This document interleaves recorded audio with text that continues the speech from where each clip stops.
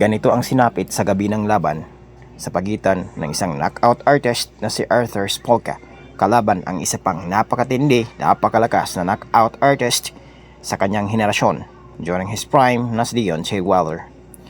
Parehong matindi at malakas sumuntok ang dalawa.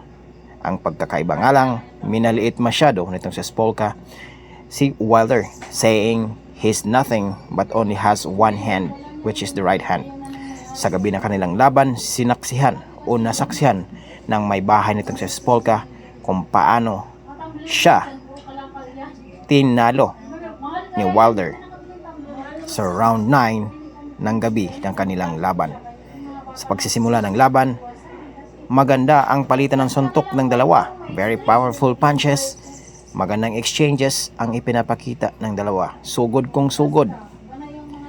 Pero etong si Wilder, tumitiempo lang pala. Hinahayaan niyang sumuntok muna itong si Spolka bago siya magpakawala ng kanyang isang solid na kanang kamay na siya na palang tatapos sa karera nitong si Spolka. Ganito si Wilder, pag tumikada noon, masasaktan ka.